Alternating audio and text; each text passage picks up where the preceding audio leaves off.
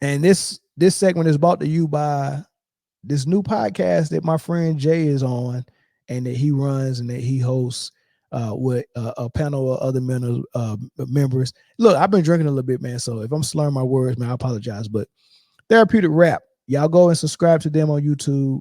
Y'all can find them on Facebook and follow them as well. I think it's Therapeutic Rap 189 on YouTube. Go check them out. They're going to start going live tomorrow at 9 o'clock Eastern time, right? So if y'all want to be part of a live show, this is not a sports show. This show is relationships. This show is life. This show is everything other than sports, right? So once you get in there and you're listening to that panel speak, it's going to be a lot of conversation that's good, helpful, unique, and therapeutic, right? So those conversations are going to be deep. I want to be on that live show tomorrow. I'm definitely going to call in. They got a good topic waiting for us tomorrow on the live show, man. So hopefully y'all go over there and head over there and get them a sub, just like y'all supporting us over here, man. Down, go do the same thing over there at Therapeutic Rap. Give them a sub and then be part of the live show tomorrow and call in, man. I think it's gonna be a good, really, really, really good show tomorrow. But yeah, so let's get into this topic. This will be the last topic, man. I open the phone lines up, and y'all don't have to just call in for this topic. Anything that we covered today is going to be open game. But Austin Rivers and James Jones, hilarious, right? I don't know if y'all caught the back and forth, but it started with Austin Rivers making the claim on, I think he's on ESPN, and he made the claim that there are a lot. He said he think there's about 30 NBA players that probably could get to the NFL and play football and be good.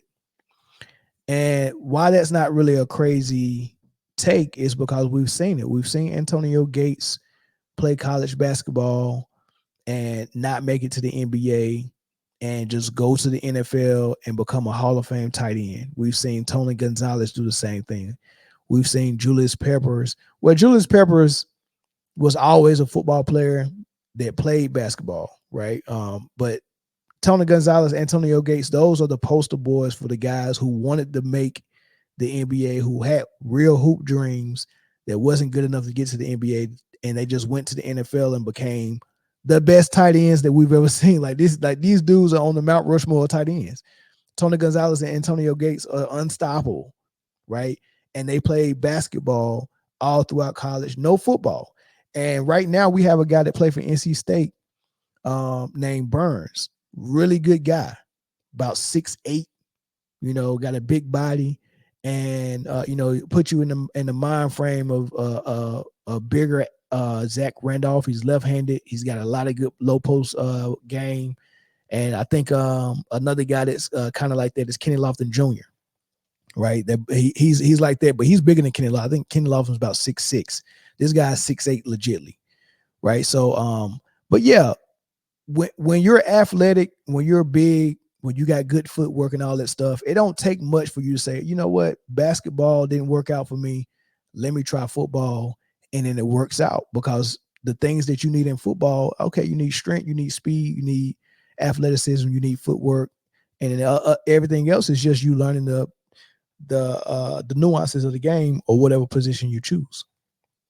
Right. So it's not a bad take for Austin Rivers to say that, but a lot of football players, past, present, and ones that play now, they was offended by it, and they came and attacked Austin Rivers. And Austin Rivers never said that he could play in the NFL. He said that he think there's about 30 NBA players who could. Right. So James Jones came back and started attacking Austin Rivers and saying his career was short-lived and he was a lottery pick that didn't turn out to be a superstar. He only played 11 years and all this crazy stuff. And, he was going in on him and said, hey, look, man, I did this and that in the NFL and blah, blah, blah, blah. And they're just missing the point, right? Well, I'm going to play for you Austin Rivers responding one last time to James Jones, and he undressed this man like a stripper, man. This is what he said.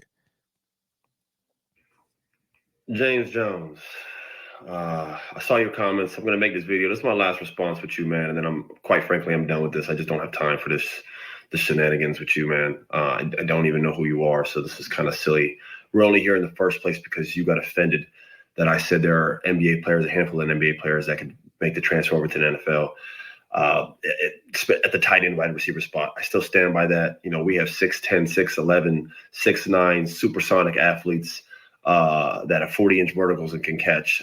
It's not crazy for me to believe that. I think they can make the transfer over to the NFL at that position, especially when we're talking about the likes of like a LeBron James, a Zion Williams, a prime D Rose or Westbrook, or a Ja Morant, an Aaron Gordon, Suggs, Lou Dort, whatever the case. I think we have a handful of guys I do believe can make that transfer over. That's why some of the best tight ends in your sport are guys who played college basketball once upon a time and, weren't going too far in that field. So they decided to make the switch to football and ended up becoming legends.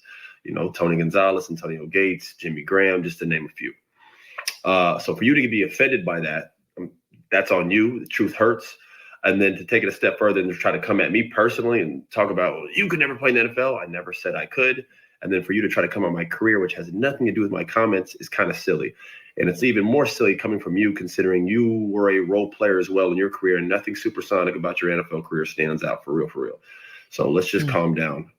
If you want to talk about numbers, there's a glaring difference between you and me in one regard. And we both know what that is, but I'm not a tacky guy, so I don't really want to talk finance, especially with a guy that I out-earned. I think your whole career earnings was like 1 year of mine. So sheesh. It's just silly for us to even debate or talk. And let's just keep it P and keep pushing.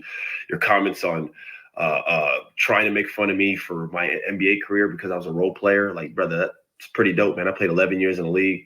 I was privileged to make really, really good money and play for all these dope cities and teams while living out my dreams. I didn't know that was something to be made fun of while also being a lottery pick, which leads me to my next, your other comment on why I was a lottery pick. Why would a team draft me lottery, bro? Just because my dad coaches a completely different other team. It makes zero sense. But, you're an idiot, and I can't blame you for thinking what you think. I was a lottery pick because 2 years prior, I was the number one player in America. That's why you see like the Naismith Trophy and a bunch of other trophies hanging around here. The year after that, I led Duke University in scoring as a freshman. It was ACC Freshman Player of the Year, and also ACC All-First Team. And then I also led FIBA 18 and 19s to a gold medal. We had led that team in scoring, by the way, and we had players like Kyrie Irving and other supersonic talents on that team. So, yeah, that might have something to do with why I was drafted in the lottery, bro. If there was any nepotism in sports, you'd see the greatest players of all times, kids in the NBA, but you don't. You'd see team presidents, team owners, team GMs, kids in the NBA, but you don't, because it's incredibly hard to make the NBA. So trying to throw out some clickbait BS such as yourself, I don't understand where you're getting off, but I'm not going to respond with stats about you. I don't know anything about you. I don't know you from Timbuktu. I only know James Jones, like the real James Jones, like everyone else knows. It's got to be hard not even dominating your own name. I hate that we're here, but sometimes you have to pick a booger. So here I am with you. Bro, just keep doing your protein shakes. You got your little show. You're doing your stuff. Keep doing your little hot takes. I'm done with you. I don't have time for this, quite frankly. Man, just keep it pushing, bro. You have a good one, man. Bro, when he said James Jones, the real one, right? The real one is the James Jones is the GM of the Phoenix Suns now, who used to play alongside LeBron in Cleveland. He was a shooter, 6'8" shooter that played for Miami in college, played for Miami and Cleveland with LeBron. He's a shooter. But for him to say that James Jones that played in the NBA is the real one and not James Jones that played in the NFL, I thought that was funny, man. Then he took a shot at, he was like, look, man, I only want to get into the money, man. I think your career earnings was 1 year of mine. NBA do be getting the bag. Somebody said that in the comment section. The NBA does get the bag. Yeah. Austin Rivers just getting drafted in the lottery already gave him a bag, right? And to play 11 years and get contracts, he got the bag. He's well off, right? So he said, I ain't even gonna go there, because that's too easy for me to win that debate, right? He really did take him down, man. He really did. I think that should end. Like, if I'm James Jones, I'm not coming back from that. You gotta leave that alone, right? He ethers you. right? But let's get into the conversation of what started all of this, right? All he said was that 30 guys in the NBA, right, could play in the NFL, and as far as what they're capable of athletically, I think he's right. Now, as far as what they're capable of in their mentality, do they want to hit like that every play? Do they want to get hit like that every play? Right? Do they want to go through that type of grind? Because being accustomed to basketball contact where you get a foul for anybody doing anything that's legal on the NFL field, doing it on the basketball court, you get a whistle for it, you get a foul. Right? So having to deal with all of that, I don't know if all basketball players want to do that. Like, I don't know if you ever seen that drill. We used to call it the bull ring. I don't know what they call it now. But you get in that circle, and it'd be one guy in the middle of the circle, like, saying, just standing there ready, and the coach will blow the whistle and call a number out, and whatever number he calls out has to run full speed, and you have to be ready to hit that guy. Right? Or the drill where you lay down on the ground, both of y'all laying flat on your back, and you blow the whistle, and both of y'all got to get up and then run and hit each other. Right? It's a joke saying that those two drills have made more basketball players than AAU. Right? So what they're saying is, yeah, once basketball players or once athletes get in that drill and have to go through that type of thing, they quickly realize, yeah, I'd rather play basketball. Right? Let me get to these super chats, man. Susling Quivlin. LaQueen super error is the worst in history. Throw up emoji. And then Roland Curtis making the NBA seems less possible than NFL. Yeah, I think the NBA got less than 400 players. It's only 400 spots. And you think about all the college teams, it's a lot of people fighting for that spot, right? So, the guys that are super and uber athletes playing basketball. Let's take a Russell Westbrook, for instance. Oklahoma drill. Yeah. The Oklahoma, I think, is the one where you laying down on your back. That's Oklahoma, yeah. And then I don't know what the one where you get in the circle, but we called it the bull ring back in the day. I don't know what they call it now. I don't think the bull ring legal no more. I think Oklahoma might be the only one that they doing. But yeah, what Rivers was talking about, he's like, look, we got guys that we're 6'5", like a PJ Tucker that's 6'5", 6'6", 6'7", who's a bench player at or a role player at best, possibly can start because he don't have the high skill set as far as dribbling the ball. He had to develop shooting, but just him being a tough guy got him a spot on the basketball court. But his skill set is not high enough for him to be a Durant or a great player, like a Pat Beverly as well. Like, I have to come out here and hustle and play defense and do things other people don't want to do to make teams. But he's very good at basketball. Like Pat Beverly averaged 35 points in high school. Like, this dude was a baller who turned into a defensive specialist in the league. That lets you know how skilled these basketball players are at their craft, right? But a guy like PJ Tucker or Patrick Beverly with that mindset and that hustle, if they didn't make it in the league and they wanted to go and play football, I think they could do it, right? Because all it takes is a mindset. If you want to play safety, that's cool. Look, PJ Tucker's 6'7". Like, I don't think no one in the NBA, in the NFL has been taller than 6'9" or 6'8". I think, and that's an offensive lineman. You got a 6'8", big 300-pound offensive lineman, right? 6'8" is just normal in the NBA. And we're talking about 6'8" lean with no body fat. Have you seen Kawhi at 6'8"? No body fat. Have you seen LeBron at 6'8"? Right? So 6'8" is the biggest you get in the NFL, and those guys are 300-pound linemen that blocks for a living. What are you going to do with a 6'8" LeBron? Put him at tight end. Who going to stop that? If LeBron is up for the contact, who's going to stop LeBron? We've never seen LeBron injured. So I know he can take the pounder, no did he? Only thing I've seen LeBron ever sustain is ankle twists. Forget all the flopping to him, pretend like he's hurt. Ankle twist is the only thing he really had. And when he twists his ankle, he just rub some dirt on it and go back and play and tie his shoe up tighter. LeBron at tight end would be better than Antonio Gates. Antonio Gates was fat his whole career. LeBron at tight end with that speed.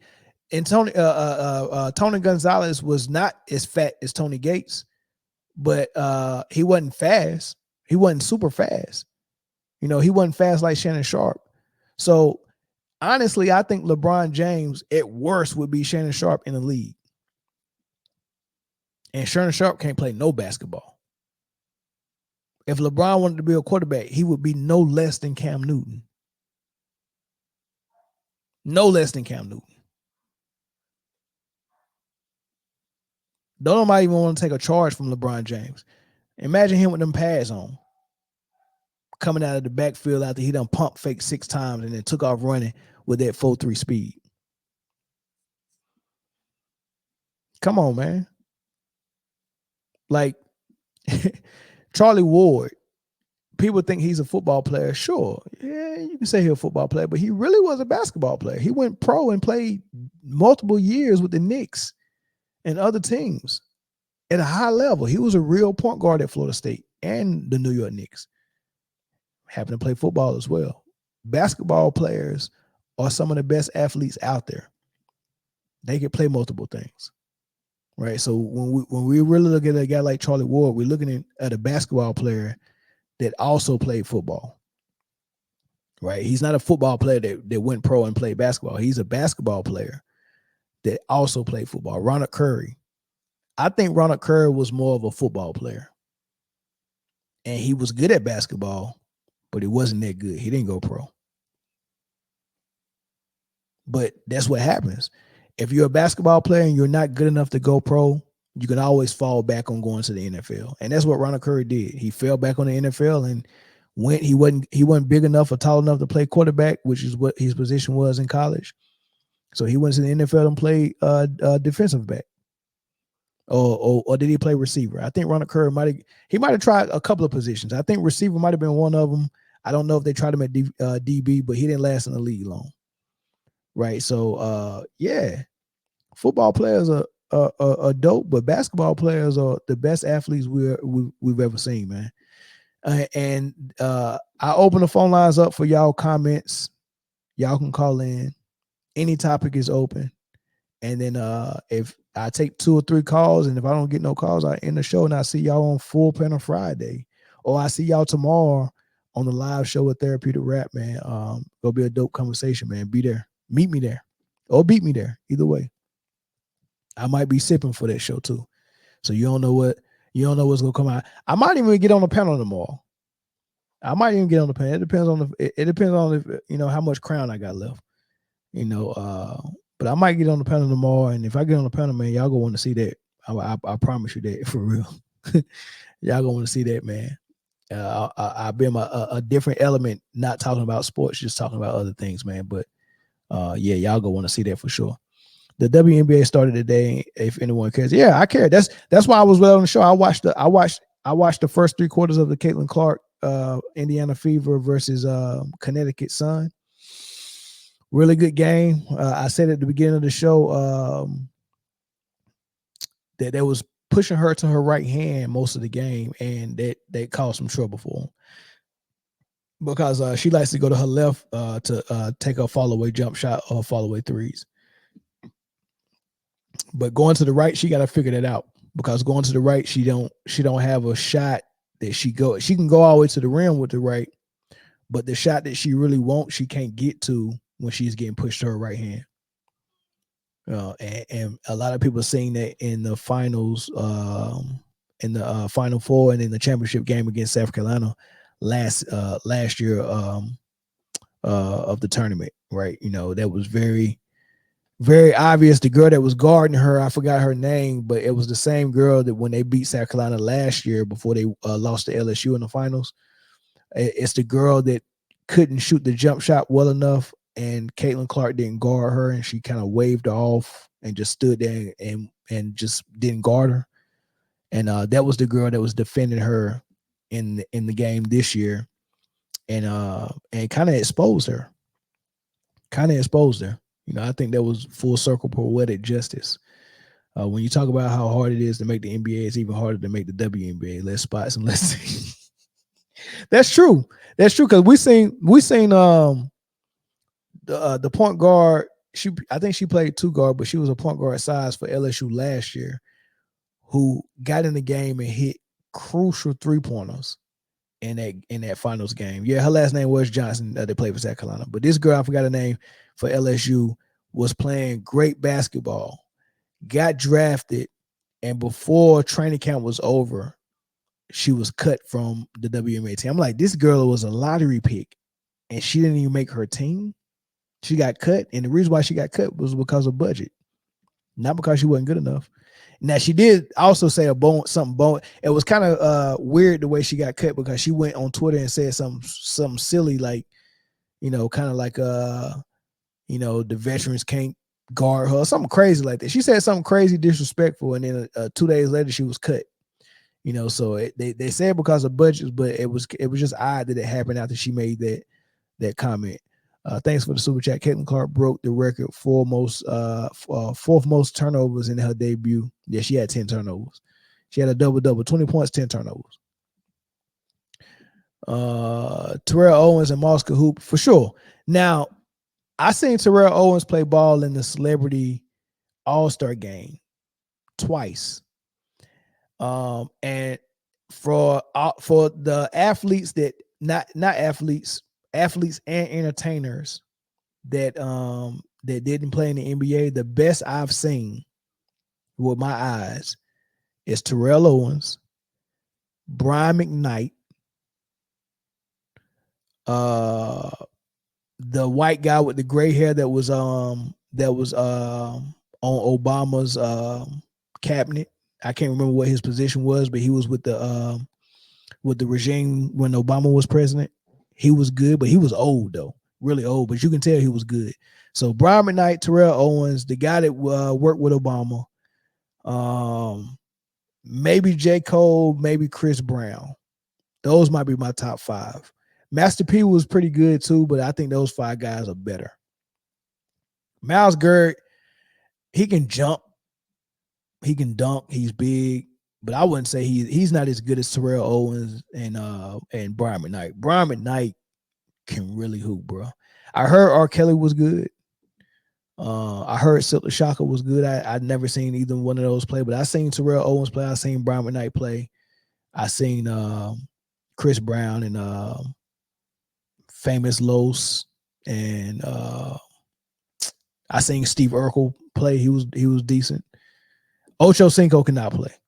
No, Ocho Cinco can't play. Ocho Cinco cannot play. I'm sorry, man. He can't play, man. But